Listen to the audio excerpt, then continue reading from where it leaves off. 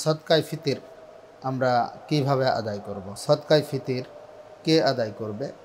এটা হলো শাওয়ালের ১ তারিখ অর্থাৎ ঈদুল ফিতরের দিন সকালে যদি কারো কাছে যাকাত ফরজ নিসাব হওয়া পরিমাণ মাল সম্পদ থাকে তাহলে তার উপরে সদকায়ে ফিতির ওয়াজিব। তবে যাকাতের ক্ষেত্রে শুধু অতিরিক্ত টাকা পয়সা এবং সেটা ১ বছর স্থায়ী হওয়ার ক্ষেত্রে জাকাতের মাসলা আমরা সবাই জানি যে ১ বছর স্থায়ী হতে হয় ওই সম্পদটা, ওই পরিমাণটা।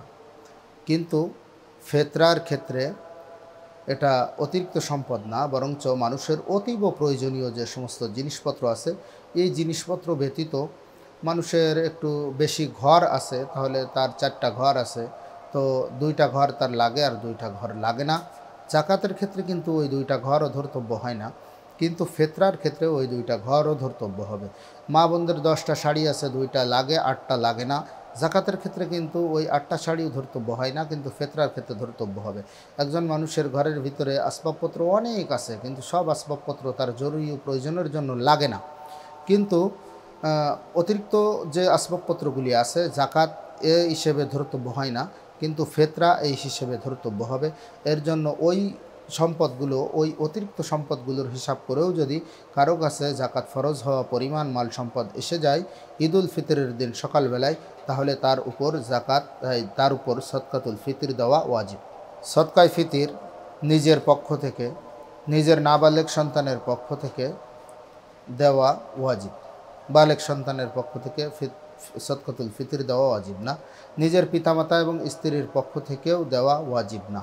তবে বালেগ সন্তান যদি পাগল হয় তাহলে তার পক্ষ থেকেও পিতার জন্য সদকাতুল ফিতর আদায় করা ওয়াজিব। যদি একান্নভুক্ত পরিবার হয় তাহলে পিতামাতা, স্ত্রী এবং বালেগ সন্তানের পক্ষ থেকেও সদকাতুল ফিতর আদায় করা মুস্তাহাব, কিন্তু ওয়াজিব নয়। সদকাতুল ফিতর ওয়াজিব নয়, তারপরেও যদি কেউ আদায় করতে পারে তাহলে আদায় করা অনেক সওয়াবের।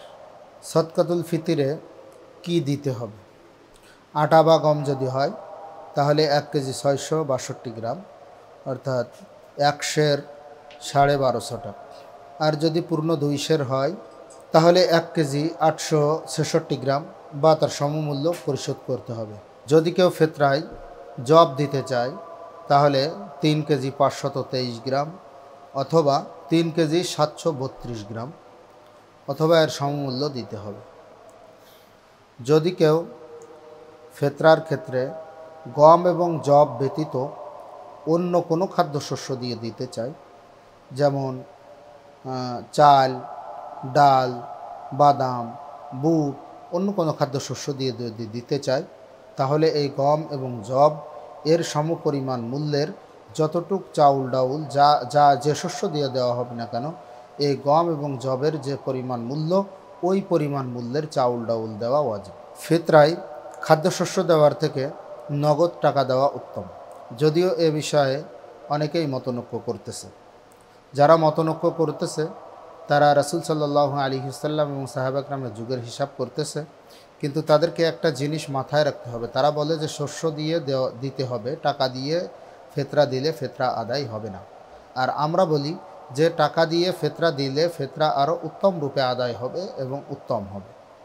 কারণ হলো রাসূল করিম সাল্লাল্লাহু আলাইহি ওয়াসাল্লাম এবং সাহাবা কেরামের জামানায় শস্য দিয়ে শস্য ক্রয় বিক্রয় হতো, এই জন্য ওই সময় শস্য দিয়ে দেওয়াই উত্তম ছিল এবং বাঞ্ছনীয় ছিল।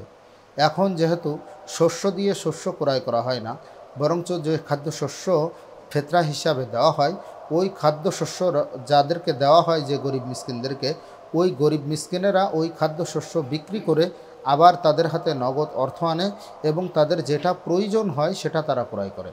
তো এখানে একটু চিন্তা করে যদি দেখা যায় যে তাদেরকে খাদ্যশস্য না দিয়ে, তাদের বেচা বিক্রি করার ঝামেলার ভিতরে না দিয়ে, বরঞ্চ আমি যদি নগদ টাকা দিই তাহলে তাদের প্রয়োজন মতন তাদের যেটা প্রয়োজন সেই মাল সম্পদ তারা কিনে নিতে পারবে, সেই মাল সামানা তারা কিনে নিতে পারবে, তাহলে এটা আরও উত্তম হবে না কেন? ফেতরা ঈদুল ফিতরের ঈদের নামাজ পড়ার আগে দিয়ে দেওয়াই উত্তম। তবে কেউ যদি কোনো কারণবশত দিতে না পারে তাহলে ঈদের নামাজ পড়ার পরেও দেওয়া যাবে। এবং রমজানের ভিতরেও যদি কেউ রমজানের ভিতরেও যদি কেউ ফেতরা দিয়ে দেয় তাহলেও সেটা দুরস্ত আছে, তাতে কোনো সমস্যা নাই, ফেতরা আদায় হয়ে যাবে। অনেক এলাকায় প্রচলিত আছে যে ঈদের দিনই ফেতরা দিতে হবে, যদি ঈদের দিন ফিতরা না দিয়ে অন্য কোনো দিন ফিতরা দেয় আগে বা পরে, তাহলে ফিতরা আদায় হবে না। এটা মানুষের মাঝে একটা ভুল প্রচলন, একটা ভুল প্রচলিত হয়ে গেছে, যেটা আমরা সাধারণত মহিলাদের মাসলা বলে থাকি। এর জন্য সবাই এর থেকে সতর্ক হওয়া উচিত এবং মাসলা দেওয়া নেওয়ার ক্ষেত্রেও সতর্ক, গ্রহণ করার ক্ষেত্রেও সতর্কতা অবলম্বন করা উচিত। ফিতরা কাকে দিব? যাকে জাকাত দেওয়া যায় তাকে ফিতরাও দেওয়া যায়। এক কথায়, যাকে আমরা জাকাত দিতে পারি তাকে আমরা ফিতরাও দিতে পারি। জাকাত যে সমস্ত খাতে আমরা খরচ করতে পারি, সে সমস্ত খাতে আমরা ফিতরার টাকাটাও খরচ করতে পারি। একজনের ফিতরা একজনকে দেওয়া, বা একজনের ফিতরা ভাগ করে কয়েকজনকে দেওয়া, বা কয়েকজন মানুষের ফিতরা একজনকে দিয়ে দেওয়াও সঠিক আছে, এতে কোনো ভুল নাই। তবে খেয়াল রাখতে হবে যে আমি কয়েক হাজার মানুষের ফিতরা একজনকে দিয়ে দিলাম, তাহলে তার কাছে সে আবার মালিকে নিসাব হয়ে গেল, তখন তার উপরে জাকাত ফিতরা দেওয়া ওয়াজিব হয়ে যাবে। তখন সে আর ফিতরার হকদার থাকবে না। তাহলে ফিতরার হকদার যদি না হয়, তাকে দিলে কিন্তু ফিতরা আদায় হবে না। এর জন্য এক্ষেত্রে সতর্কতা অবলম্বন করা, বরঞ্চ এটা সব থেকে উত্তম একজন মানুষকে এতটুকু ফিতরা দেওয়া, সে যেন তার ছোটোখাটো প্রয়োজন পূর্ণ করতে পারে এবং তার পরিবার পরিজনকে নিয়ে 2-3 বেলা খানা খেতে পারে।